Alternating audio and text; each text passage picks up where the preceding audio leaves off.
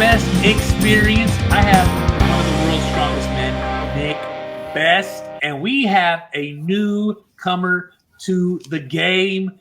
God damn it, what a hell of a year, Thomas Evans. Nick, tell us who this man is.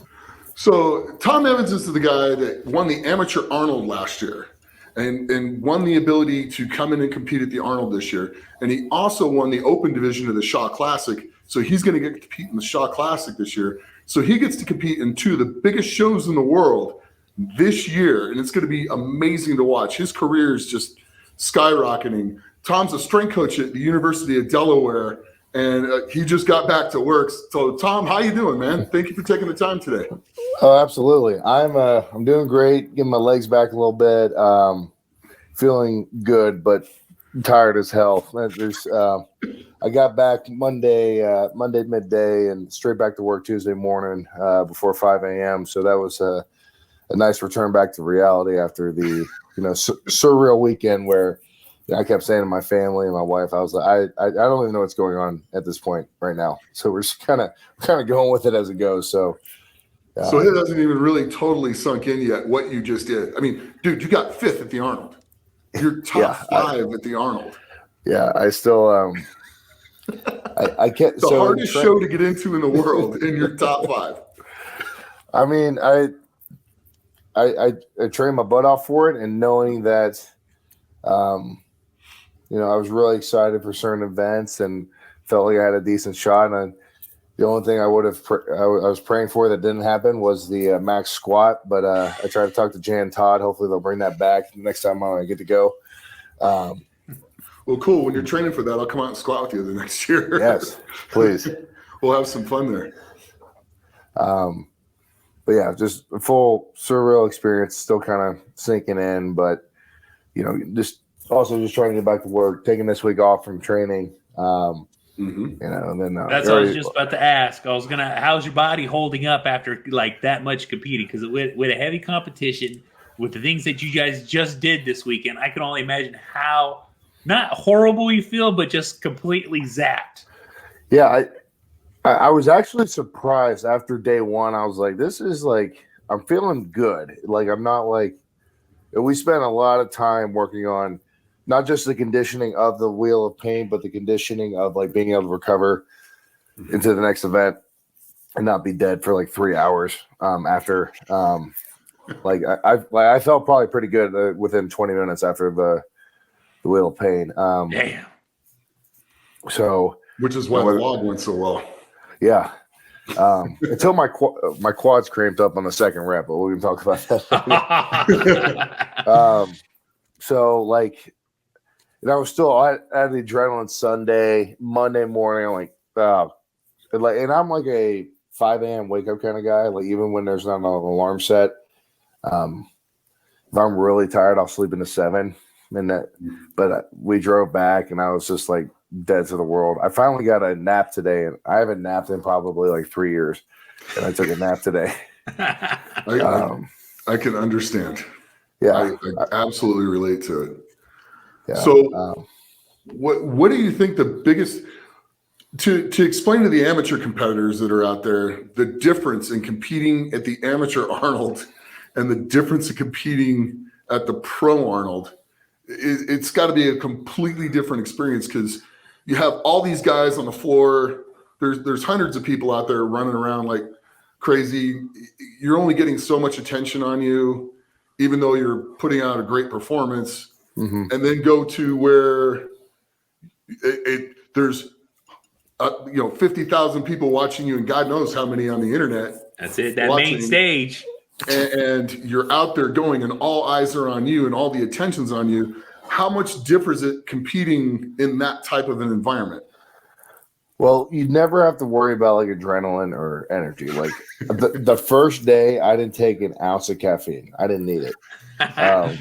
Purposely for the wheel of pain, but I was so awake and so wired pacing backstage. I didn't need any of that. I only used like smelly salts on the deadlift because I was shooting for a 100-pound PR. But it was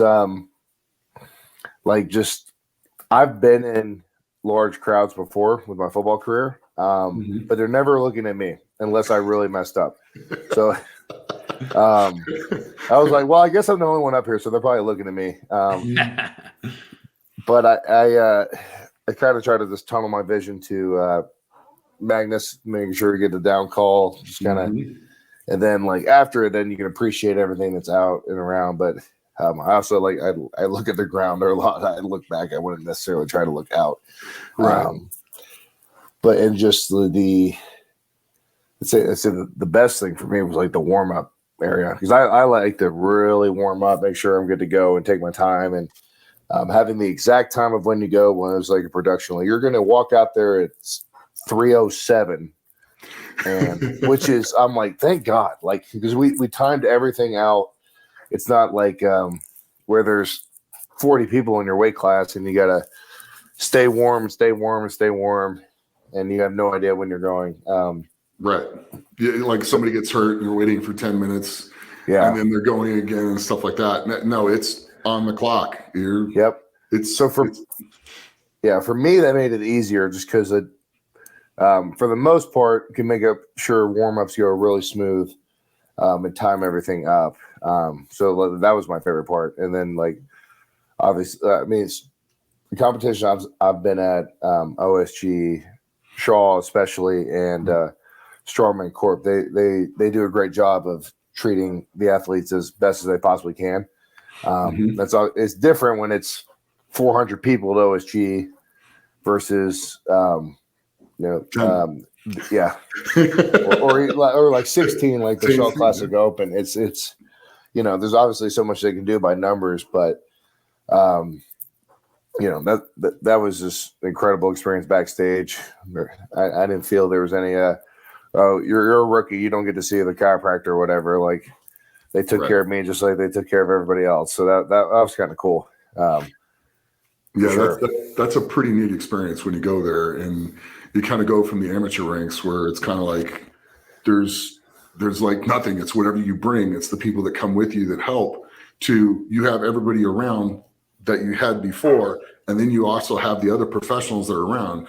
You have, Dr. Todd, who's amazing taking care of people there, and Becky, and they're there helping you and everything else. And then Jan Todd, the way they take care of your room, take care of your food, take care of just everything. It's amazing. It's a fun thing to go through. It really kind of shows you what the professional level is and should be. And same with the Shaw Classic. I mean, they're both exactly like that. So it's a pretty neat thing. It's fantastic. And it made it really hard to go back to work on Tuesday. You're not going to time this all out for me. I gotta make my own breakfast and figure this out. Yeah, exactly. I need to warm up. You need to be down eating by this time because you're going to be up at this time. So get down there. The food will be ready for you. Just show up and eat. Yeah. Yep. Worlds is that way too, by the way. So when you get to go to World's Strongest Man, you're going to be able, the food scheduled, all that stuff. It's the same experience. I mean, it's absolutely amazing. It's just, there's 30 guys, so it's a lot more guys, but your room, your travel, your flight. I mean, I got stuck in South Africa once because they messed up one of my interchangeable flights, and they were all over it, rescheduling my flight, making sure I was in the hotel room and taking care of me. It was, their mistake. And, it's neat at a professional level that you actually feel like a professional athlete when they're doing stuff like that. And you don't have to panic or anything like, oh God, what am I going to do? So it's a neat thing. We still find a way to panic, but of course. It's not their fault. It's my own. Right. Oh my gosh. So walk me through the event, Wheel of Pain. So Wheel of Pain, believe it or not, it was not designed for me to go first. It wasn't like, okay, you're the new guy, you're going first. I happened to draw one out of a hat. Oh yeah, and that's the same reaction all the other guys had when I draw one. I was like, all right, well, at least we'll get the nerves out of the way. You'll get the longest rest too. Yeah. And I felt like that was going to be a good event for me. Even though, like, you have no idea what that thing's going to feel like, right? Until there's no way to replicate that exact piece of equipment.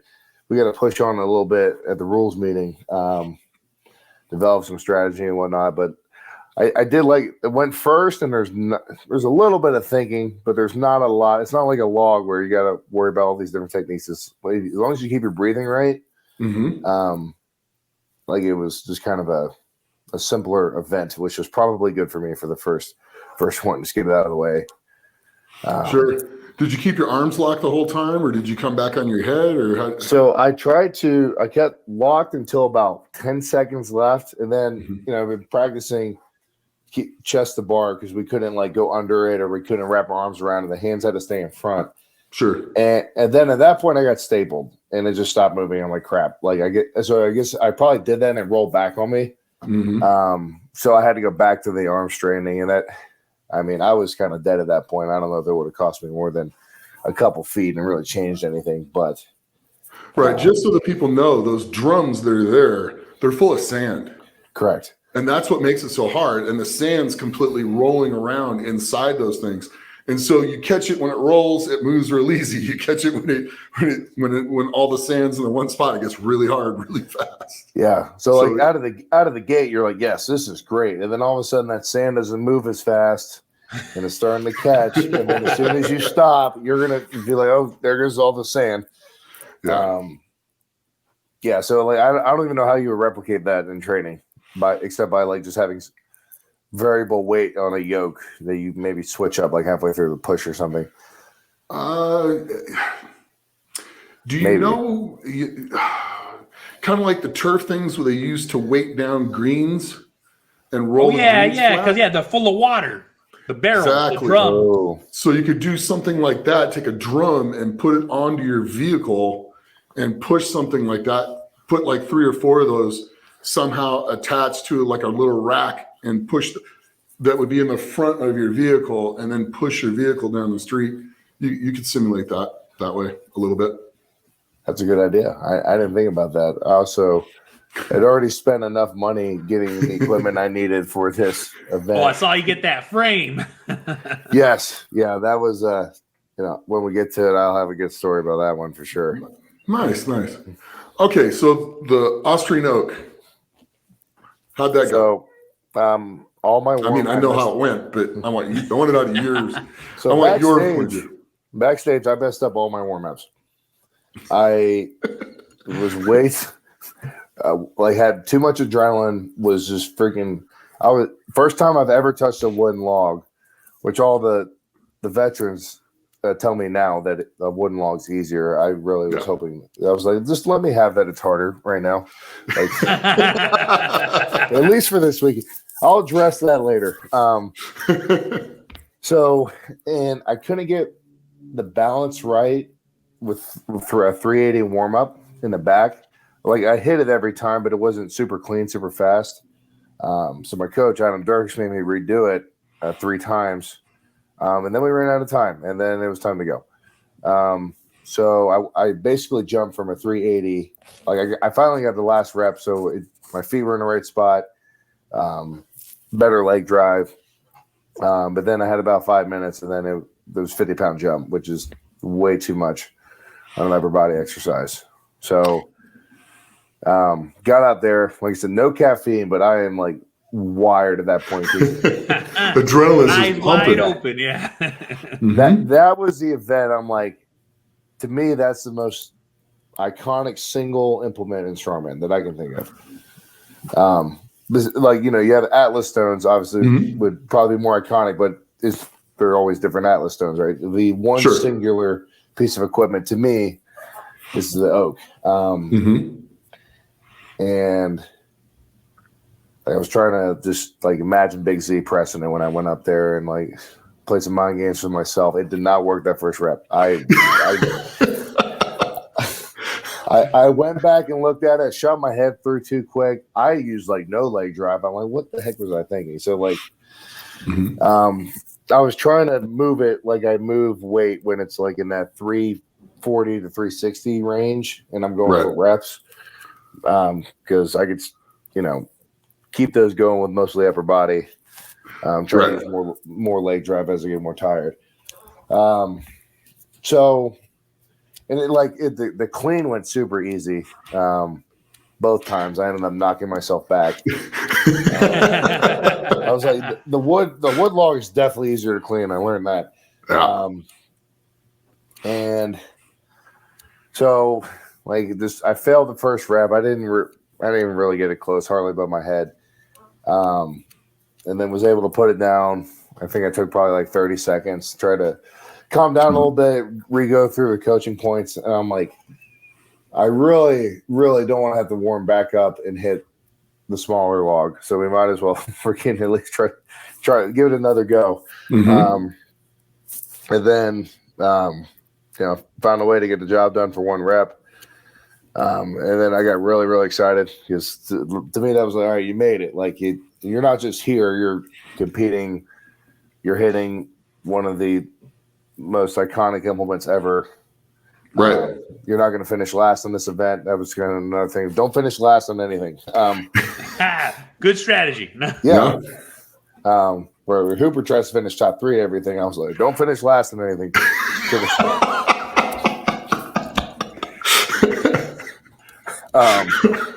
But I had to get a rep to do that. So, and we got it.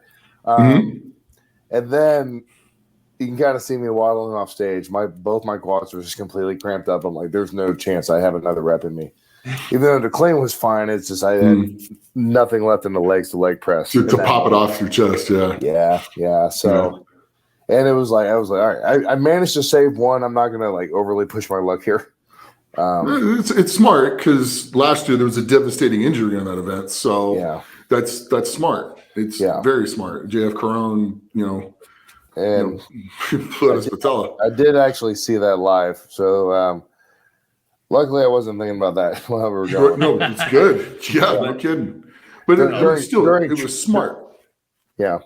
During training, there was a couple of how to handle the yoke or not yoke pushing training, the wheel of pain in the log and making sure get your quads back and using appropriate leg drive and all that. So that was very much my own. Like, all right, we're gonna be okay. We're gonna be okay this weekend. So when you were training for this, were you doing that? Were you doing the yoke push or the vehicle push or whatever, and then 3.5 hours later doing the log, or were you doing one and moving straight to the other? And were you doing it on different days? Did you train like you were actually doing the contest, or were you just putting it in where it goes? Started with different days to really focus in on it. I'd actually squat, decently heavy squat days into the yoke push, make the yoke push a little bit harder. Sure. And then that was the most miserable thing I've ever trained in my life. Multiple sets lasting over a minute, like a lighter weight or like a small distance, but like go every 30 seconds. Like that is just the most miserable thing I've ever trained for ever. To date. And so as we got closer, then would go yoke push. I didn't try to take extra time. I clocked it a couple times, like between just cleaning the yoke up outside and going in and getting the log set up, like 20 minutes, maybe some like gummies, a Pedialyte or something. But I definitely wasn't trying to take 3 hours, maybe because I don't have the time. Gotcha. And didn't want to re-warm back up. And I'm like, all right, if I can make that turnaround after hitting multiple sets of yoke push and multiple sets of log, fine in the contest. Yeah. So that's what I was kind of hoping for. And that helped me at least mentally be ready for the quick turnaround. And it really wasn't even that quick in real time because it was probably 3 hours. I think it was exactly 3 hours. So it paid off. Training successful there. Right on. Well, that's good. And I hope people realize, training like that gets you ready. I've done that more times than I can count on certain things. So that's an unbelievable, great philosophy, smartest way I can think of to do it. So next day, deadlift. So a little less nervous now. I knew, so I hadn't done a max deadlift in comp since the 2021 America's Strongest, Mm-hmm. where I had maybe the ugliest 800 deadlift ever. It was like 80, it may have been like 802, I think. Sure. So that was theoretically my best from the floor PR. So I knew that, at this point, I've been pulling 800 for multiple singles. Warm ups were going good, so I knew 806 was going to be good. And I was like, all right. At the end of the day, that's a in comp PR. Like, Sure. that's kind of how I've had to approach deadlift before, but hopefully I'm getting away from that point where it's like, all right, if you can just not lose positioning on deadlift, you're in a good spot. Like, this was the first time ever I moved up in positioning off a deadlift in any comp, amateur or whatever, open class. So I was real confident going into the 856 pull. So I've hit 850 in training with I think the bar I was using had a little bit more whip than the elephant bar, but I don't really struggle off the floor. So I wasn't worried about the over whip. For me, it's always the lockout. But so after that, I was pretty excited, but I knew I wanted more. Probably it would. I don't think it would have mattered in positioning. It would have been smarter to go for the 400 kilo, go to 880. But I was fired up, and Dirks was trying to talk me into it. He's like, what do you think, like 880? Or like the original plan was 9 if I smoked 850. And I was like, oh, fuck that. I want 9. Didn't work out, but It's okay. I mean, that's a big number, dude. Yeah. There's only so many people that can do that, and there's not that many of them. So that's a really big number. Yeah. To get after. And there's only so many people that have pulled 850. Yeah. So especially on a bar that's going to be freaking, it's like an earthquake proof bar. It's just going to go wobbling all over the place. So yeah, I get that. So your problem on deadlift is at the lockouts. Yeah, or right below the knees or above the knees.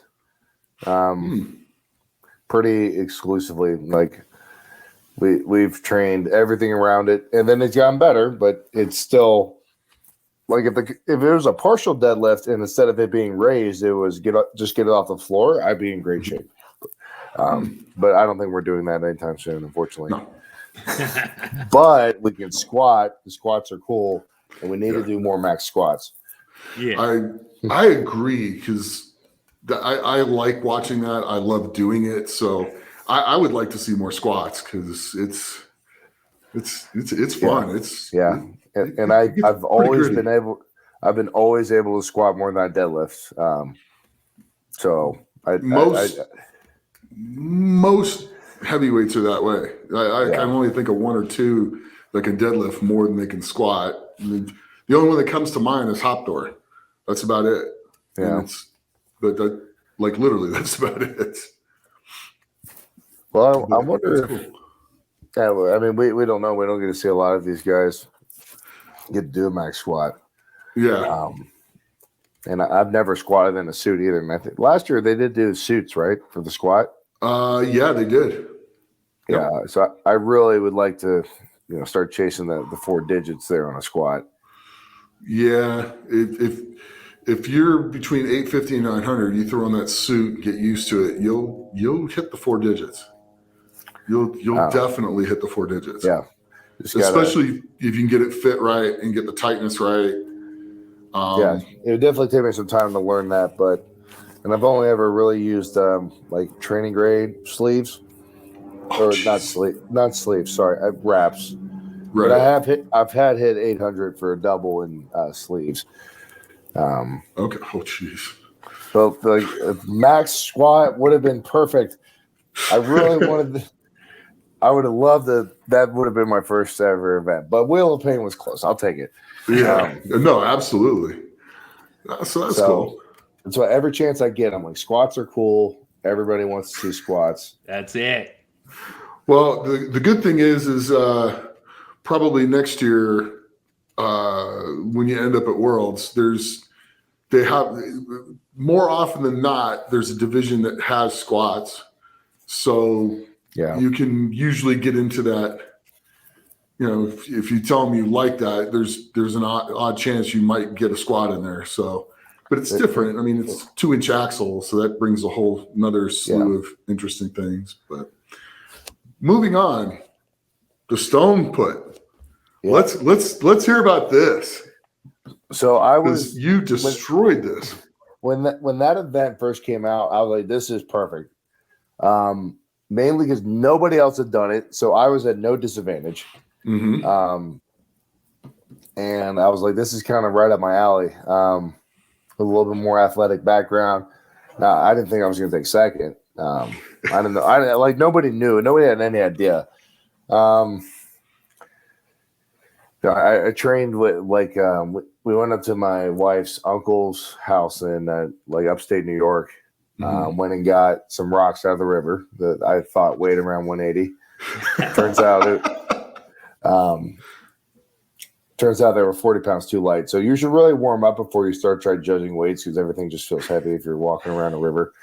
And then I had a sandbag too. So I used both a sandbag and some actual stones because for the sandbag, I always had to keep it lower because it wobbles a lot more versus the stone. I found out I could throw it the best if I keep it a couple inches above my head. So when I'm running, it'll kind of stabilize itself. Sure. Rather than resting it. I didn't think to rest it on my head like a lot of the other guys did, but I felt like it bounced a lot more because as your body's moving. And I was throwing right around that 11-foot mark, 10-foot mark, all training. The big thing was just stopping. And so, so we, I don't know if anybody saw this. I don't know if it was on the live stream or not. While we were warming up, we were out there and taking steps, to kind of figure out. I'm like, okay, I knew where I wanted to put my foot based off that line. I actually talked to our javelin thrower. We have a really good, all league, potentially all American javelin thrower at UD. So I talked with her. I'm like, okay, obviously this isn't quite the same, but the steps are similar. How do you, where do you throw and where do you make that stop? How do you? So outsourced a little bit, got some great information. About 3 feet before the line. Yeah, it was you and then it's almost like a split jerk. It's like a reverse split jerk. But in the warm-ups, I was doing that, and I tried to run, and we all had to look really stupid because we're running like this. We have no stone, and we're just pretending to throw it. Well, I did it too hard, and I did it like a cat landing over the sand, where I had hands on the wood, feet on the wood. I don't know how nobody saw this. It was really, I tripped over it, and I was hovering above the sand. I'm like, there was about a giant imprint of me just in the freaking sand. Oh, that's awesome. That's awesome. I was like, all right, we can't do that. But when it's amazing when you add the rock, it actually slows you down so you don't run so fast. And then after that first throw, I was feeling confident, and Dirk's even made a comment to me. It's like, wow, everybody's looking at your technique and trying to figure out what you did. I'm I'm still trying to figure out what I did and repeat it. And then I wish I could have landed that second throw. I think that was 12 feet. That was really, you launched that thing. Literally I'll agree with you. That was over 12 feet. Yeah. I didn't want to stick around and find out. So I was like, I don't even want to know what the measurement would have been. Make you sick. It was the way the toe board was, I had both my toes shoved up against it, which you're allowed to do, but that was just, there was no saving it. No matter how many times I could circle my arms. And then of course Rogue puts that up, and I'm like, I feel very unathletic right now. Just kind of waving my arms like a bird. Trying not to, but at least I cut out the part where I jumped over, almost in the Magnuson's lap. But yeah, so after that, confidence was up a bit, and then I just knew, I'm like, I tried to do the same steps on the third throw. I think I was a little further back, but got an improvement from my first throw, and took the second. I really would have loved an event win, but then I think everybody was like, "This is a really dumb event. The rookie's winning. We're never going to do this again." They're going to blame it right to it. Yep. Well, I'm like, this is the greatest event ever. We should do this at every competition. Every year. Well, the good thing is they don't pick the events. So yeah, it's not up to them. Exactly. So believe me, I think I even told Jan, I was like, we should do this event all the time. This is fantastic. I'm all for it. I want to just try the actual thing now. Yeah, I think Mateus was probably feeling the same way about that event. Yeah. So, well, that's awesome. I mean, it's kind of neat when you can walk into something that nobody's done yet and then just perform like that right off the bat. So that's awesome. Mm-hmm. So let's get on to the frame. Talk to me about the frame. So the frame, I was feeling confident. I had, from what I could tell, the best training setup to where my mom, on her own, got some carpenters from Franklin, North Carolina. Back where I was going home for Christmas, and she had them built this frame, which we called the Appalachian. It's actually sitting on my driveway under a tarp. So, and I'm like, oh, nice. I have a hill at my house, so I'll just do everything else at UD. It's the last event anyway, so it makes sense that I stay warm. Like I drove home every Friday with my knee sleeves on, my ollie shoes. And look, I don't live far from campus, so it was not too bad of a drive. I bring my buddy, Evan Weinstein, who's been helping me with my training in house, and we roll it out on some furniture dollies very carefully down the hill, and you bring it uphill, and so we made guesses of the measurements based off videos. So we watched old videos. I'm like, this guy's about this tall. That handle width is about here. We'll make sure it's a little bit wider. We did get the handle width was correct. I think I was spot on with the handle width I was using was the same. I think I actually made my handles wider by 2 inches. From what I could guess, I never measured the actual frame, but I'm standing in and I'm like, oh, good, mine's further. That's gonna make it easier. Yeah, and we only got the comp weight in training once, and I picked it up twice. I basically did the exact same thing I did on the actual frame carry. That was 2 days after I had food poisoning, so I was kind of like in my mind, I'm like, so 2 weeks out before my most important training days, like it was like the last heavy days, I got food poisoning on a Wednesday. So I had to skip Thursday, do all the basically comp weight Friday, and I missed the log. The stone throwers were shit, and then the frame, I didn't go anywhere with it. And I was like, this is not good for my mental health right now. But it does show how mentally tough you are, because you came back and knocked and blew it out of the water. Well, so I appreciate it, but then I came back 3 days after, and that's when I pulled 850 for the first time. Nice. So I was like, all right, that was definitely just food poisoning. I'm feeling better now. So with the frame, one thing, and wasn't able to do in training. This is no excuse. Plenty of guys were training on flat surface. I was training where I started on a hill and just kept going up a hill, right? Where that thing is flat to the hill. Yes, which that threw a lot of guys off. Yep, it tripped me up a little bit because I think the first drop was definitely on my legs. My legs just didn't have the strength in the transition. The second drop was grip. At that point, my left hand couldn't hang on anymore. And when the game plan was, all right, if grip goes to shit, then you go a hand length in front of it and just start getting every inch you can. Yep. Well, but then I just have Magnus sitting next to me saying, no. I'm like, well, I got 30 seconds. I'm going to do something. I'm not going to just stand here. Right. So I just kept doing it. I'm like, all right, so many times I can pick it up. Well, now, something that people got to realize, when you're down at the bottom of that ramp, it's on 4x4s. So it's 4 inches higher. Yep. of a pick than it would normally be. And then as soon as you take it out of that little gully, you drop it on there, you got to pull it 4 inches further than you did the first time you picked it. Yep. And that's a really rude awakening when you're standing on the ramp. Yep. So, yeah, that was I was disappointed in that one just because I felt that I could have finished it.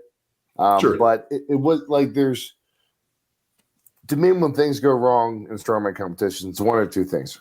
It's either you messed up your technique, or you didn't have the strength to do it. Right. And that one, I felt I didn't have the strength in that moment to get the job done. And for me personally, I can live with that. I think if you wouldn't have tripped the first time, maybe would have had a shot, but so I didn't. Here's my question: what type of shoes did you have on? I had Ollie shoes on. Okay, so you had Olympic lifting shoes. Yep. Okay. Which I trained with, was great on the hill. Yep. And it actually helped. I kind of jacked my knee up a little bit on the last throw. Like not enough to affect anything. I just a little tendonitis, and it all kind of flared up on a throw for whatever reason. I had to get it. I got it taped up to limit the range I could get down. Sure. John and Doc Todd saved me on that one. They took care of me, and that was part of the experience too. So yeah, they're awesome. Got it all fixed up, taped up. I didn't even feel it when we were going. But being in the elevated hill too made it a little bit easier on my knee. But yeah, so yeah, definitely would have had a better shot at finishing if I didn't have to. Once you have to pick up something multiple times, that's the hardest part. Yeah, and I probably then I was rushing. I wasn't setting my grip as strong. But in my mind, it was a strength issue. But for me, I can live with if it's a technique thing where you're like crap. I can smoke that weight all the time, which nobody says that. Nobody says that about the Arnold weight. I don't think. So looking back, I saw a lot of the guys were training. They would go heavier weight with straps to feel what that kind of weight would feel when you're trying to move it. So I think that's one thing I'm definitely going to incorporate next time. Just to kind of feel like maybe after a bunch of runs, fatiguing your grip out, just to kind of feel what that. So I've had that weight on my back in a yoke run, but I don't think I've ever carried that much in your hands. Yeah. Little trick with that is, especially the campus has loading docks, doesn't it? They do. Not a very big one. Okay, a grocery store. Do you have a grocery store? There's grocery stores all over the place that have the loading docks that with the ramps that go down because the trucks back up into them. Holy shit! Yeah, that's where you go train that at. You grab 2 4x4s and you take them with you, and you lay them on the ground, and you set up that flat to up, and then you don't trip over it anymore. You learn the first three to four steps are medium fast and smooth, and then as soon as both the feet get on the incline, that's when you hit the gas. Well, holy now, but that's it. You just saw the light bulb go off above his head right there. He was like, "Oh, we have that. Why didn't I think of that?" We have part of it where it's. I don't know if it's ramped aggressively enough. It doesn't really have to be that aggressive, but you got to remember most loading docks are at least 4 feet at the other end. Yep. You're moving up 4 feet because that's what the height of the truck is when it backs up to the loading dock. I am going to text our facilities guy right now and we'll see if I'm right now. Update. Nick just taught me something. Yeah, you pull if there's a frame sitting out by a loan dock under a tarp. Nobody will steal it. Yeah, and then no one can pick it up. They're not going to go anywhere with it.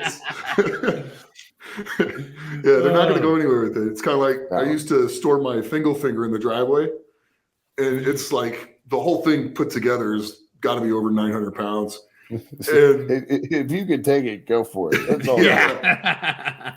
We actually had a guy or a couple guys come out one night thinking they were going to try to load scrappers, thinking they were going to try to take it once, and then all you heard was "dong," and then so they figured out it wasn't going anywhere and dropped it. Oh, that's great. But yeah, so nobody's going to take your frame. I mean, it's nah. Yeah. Nah, that'd be ridiculous. But yeah, that's a really good way to train that event. And then plus, I mean, you can end up going up that ramp further than what you do at the Arnold. Yep. So the only difference is when we did it up the ramp, there were no guardrails. I've seen those videos, and that is. It's gnarly. Ever fall off the side? I think one of the guys kind of like went a little cockeyed, but I don't remember anybody falling off the side in the years I was there. But it can be a little nerve-wracking. The only thing that was there was the stop at the back. So you just had to halt. You just tried to go as fast as you can until you hit the backstop. Yeah. You know, I remember watching that. Like, this is insane. Like, there's no. I need the gutter guards and the bowling. You know. Yeah. So it's good to have them in the frame for the Arnold. Yes. But that's really cool. And then when you get up on the stage and they bring everybody out and they call everybody out and do their placings and stuff, how cool is that? Well, they did it. They only brought out the top 3. Oh, yeah. really? I was a little bummed with that, or I missed it completely. I highly doubt you missed it. But I still went out anyway and got to see my family and talk to fans and stuff. So that was pretty cool. So like my last moment was kind of right after the frame. Also with the interviews right after the events are not good for me. I've learned. My eyes aren't open. I'm looking at the ground and I'm really out of breath. Well, a few more podcasts and you'll have it down packed. Well, what I need to do is like we need to do a podcast. I'm going to lift a little bit and then like come back into the podcast. And that's it. Because I saw those, I'm like, wow, I look like I'm happy as all get out, but I look like the most miserable person because I'm so just out of breath. You want to know how to practice for that? Go ahead. You know how you're doing your training videos? Yeah. Do your event, do your training video, and then walk over and explain to the camera what you just did and why you did it that way. That's it. Cut that Right promo. after you did it. That's all you got to do. You guys are gonna make me do more social media stuff. You have to. That's the day and age we're in. I know. You're posting good stuff. You're posting good training videos. Because I have help. Yeah. Well, you're gonna help me some more. You're looking at my help. Ben's the greatest, man. He really is. I mean, he's been helping me for quite a while now, and it makes a difference. Definitely we all got does. help. It really does because I need it. I need it. We all still actively compete to do our own. Like me, Brian, Eddie, Robert. We all still put a lot of time and effort into our own, but we also have help. That's it. And make sure right now, and it does help. And like I said, cutting that promo, doing that work, getting camera friendly, especially because you're going to be going to Worlds, man. You know what I'm saying? You're going to get every interview in the world. Well, you got the Shaw Classic next. So, right. What you doing to get ready for that? Well, none of the events are released. We're assuming certain events. Obviously, there's going to be a stone, which I need to really work on hard. I'm hoping that I can't imagine there not being something with log. I can't imagine there not being something with circus dumbbell. Yeah. A car press. Really hoping we squat it, not leg press it, but I think that leg press one is probably going to be there. Yeah, that's what I've been hearing. So I'm formulating a plan. I have access to a leg press. It's not in our main weight room, but I'm going to have to find some weight. Well, make sure you talk to Nick because he's already touched it. So you know what I'm saying, you'll be able to get a little bit of that advice before you hit it. I will. Yeah, it was really interesting because I kind of like told everybody before, I go, it's really hard to hold on to the handles when you're trying to get into that thing because your ass can't come off. I mean, it literally makes, if you slide up on that thing at all, it makes like a 300 or 400 pound difference, making it easier.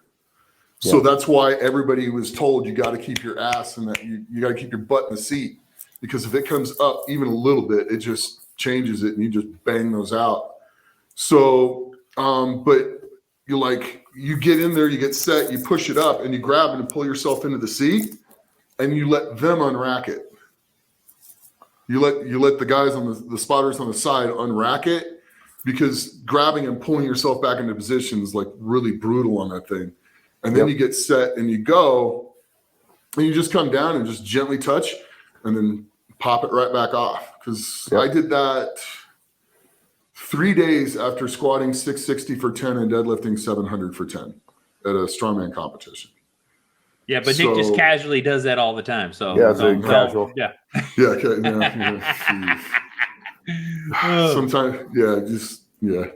Sometimes I wonder what's going on in this thing. But I can tell you, it is a great thing, and it's on 2 steel rods, or is it 4 steel rods? Either way, it gives a little bit.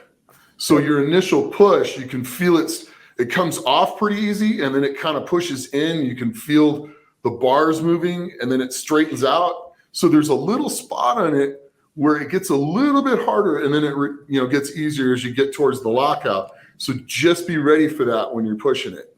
Yep. So if you get on a regular leg press, I would definitely recommend like almost putting some tight bands on it. Yep. To simulate that a little bit. And to load up a leg press, remember, you got sandbags, don't you? Oh, I do.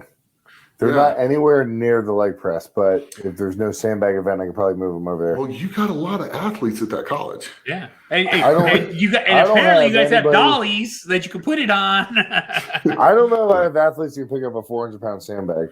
But 2 or 3 of them can. That's it. Teamwork is the dream work. You can also take the sandbag and roll it onto a really thick, sturdy towel, and the guys can grab either side of the towel and lift it up and set it on there. That's what we've done with it. I've done it with like a tarp. Yeah. That's a good idea. Sandbags on the top make it a lot easier. You can get 800 pounds on the top of the leg press after all the plates are on if you use sandbags. That's it. That is just saying. That is another great light bulb moment. Nick is good for that. Hence the experience part. Yep. Well, when you guys do the editing, you should definitely have a light bulb. A little ding. Especially for the loading ramp moment. And then this one too. Yeah, but I know Brian will always make changes because that's how Brian is, but Brian will also stay very the same. So he might vary 1 or 2 events, but it's a pretty safe bet if you start work until you find out what came out, start working on what was there last year. It's a pretty good place to start. Yeah. So that's definitely the plan moving forward.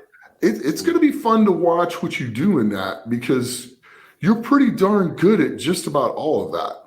Mm-hmm. So, and the frame's on a straight surface, it's 40 feet, so that wasn't too bad. So, and then the arm over arm, I would definitely work on that arm over arm. Yep, I have never done an arm over arm, so that's one initially that pops out to me is need to start feeling that out. Okay. It ratchets, so once you pull it, it won't go back down. Okay. But to kind of you can't really simulate that, but what you can do is take get an extra pump, to inflate the tires and deflate the tires on a vehicle and pull the vehicle. Interesting. Because that'll get really difficult really fast. And I think the thing weighs like 660 or 700 pounds, and it's and all you're doing is picking it up on the winch. So as you're pulling it, it's turning the winch. Yeah. So that's where it gets. The only thing so each pull is going to be really, really, really hard. Yep. But you're not going to have to worry about moving the rope out of the way really fast. Yeah.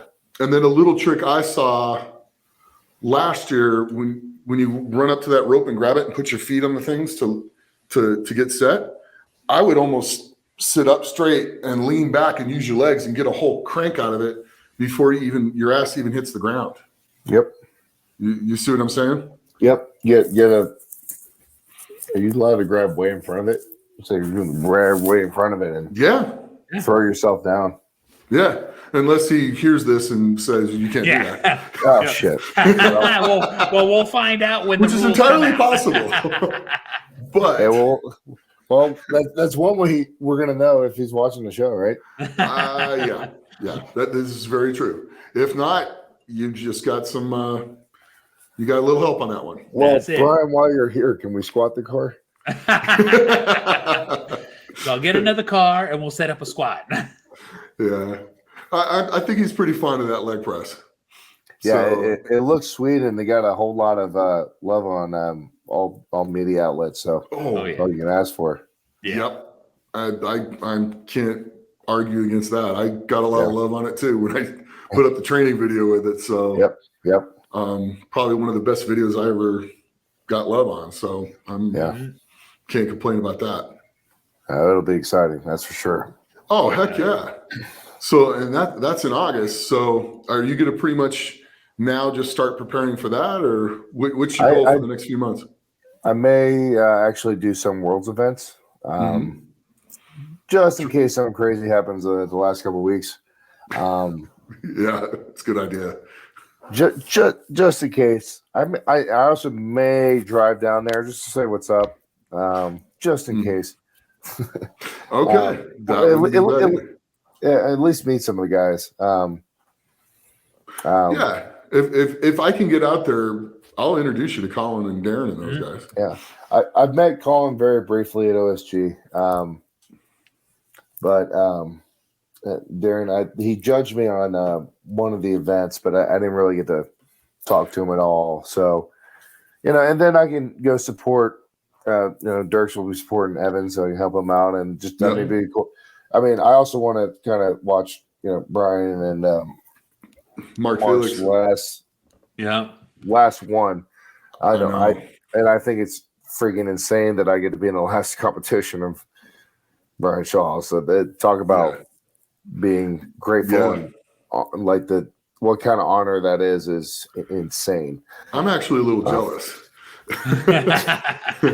Well, if it makes you feel any better, I'm not sure I deserve it. It just feels. No, you 100% deserve it. You won the contest, and then look what you just did at the Arnold. Well, I appreciate it. You realize you just beat the reigning world's strongest man at a strongman contest, right? Yes, I thought about that. My main goal was to not be the other Tom by the end of the weekend, because that's well, we got a new Tom in town. Yeah, I definitely was. I mean, I even called myself that when I introduced myself to him and Luke. I'm like, well, yeah, I'm definitely I'm not Big Tom this weekend, but you are always Big Tom, and I'm going to tell you what. You have nothing but talent. You have work ethic. And when work ethic meets talent versus time and methodical processes, you're going to exceed anything you ever expected you were going to do. I appreciate that. I think I already have. Hopefully You're just getting started. You're just getting started. Oh, yeah. You've got a long career ahead of you in this, as long as you want. And that's the thing, too, is like the things that are going to prolong you are the things that you're being taught right now by Nick, things that he's dropped in your head where it's just like, oh, shit. Because Nick sees things in a weird way. And when he sees them, it's weird because you can watch the gears turning in his head on how he thinks to fucking get it worked through. You know what I'm saying? So it's insane. Since I've been working with Nick, it's just like every time I turn around, I'm like, that makes all the sense. Yep. Well, that's awesome. Well, I appreciate it. Thank you. No, it's been a lot of fun. Is there anything you want to get into or cover or anything else? Want to talk smack about some of the guys? I am not going to do that. No, I'm Definitely kidding. gonna do that. That was joking. Yeah. Yeah, like even all the guys are great. You know, I got to have a meaningful conversation with everybody except Matish and Pavlo, but you know, their English isn't good, and my English isn't good either. So, especially when I'm pacing around backstage. So yeah, it was a very surreal experience, and I really look forward to the next time I get to do it. No, did you get to meet Mark Henry? And I did have a conversation with him. I don't think he was ever backstage. I did get a fist bump from him. Oh, Nice. that's cool. I'll take that after the. I think it was after the log press. Man, I tell you what, he is probably the nicest guy. Yeah, that you could run into. I've had nothing but unbelievable experiences with him, and just some of the best memories. I remember sitting there in '94 at the ADFPA Nationals, and he was eating with Dr. Todd, and they were talking about the contract he was about to sign for the WWE. yeah. You know, and that was the day where he deadlifted 903 and he squatted 947. So it was a pretty neat day. I was still in the 242s at that time.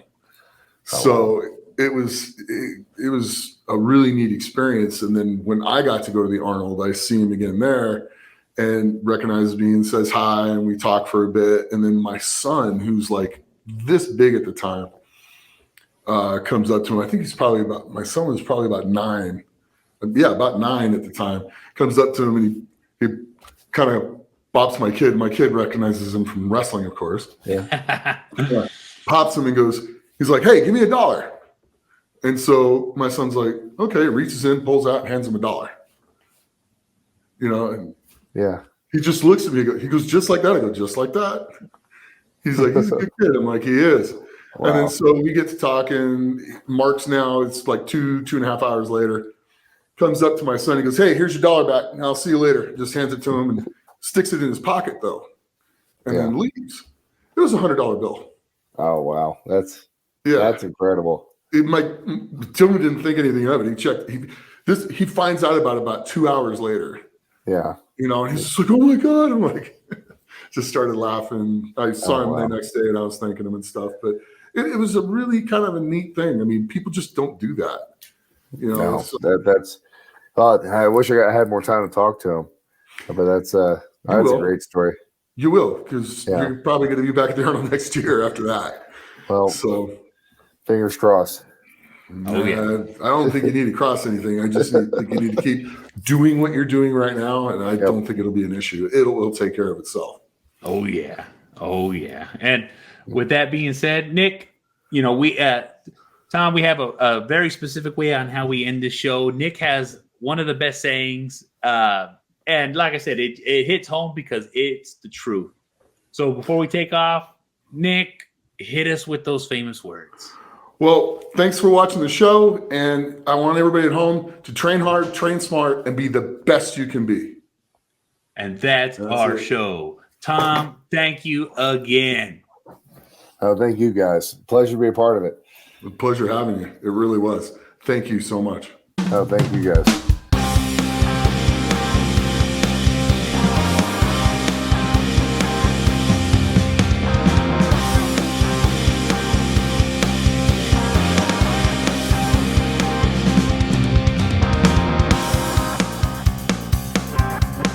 You're listening to The Best Experience with Nick Best.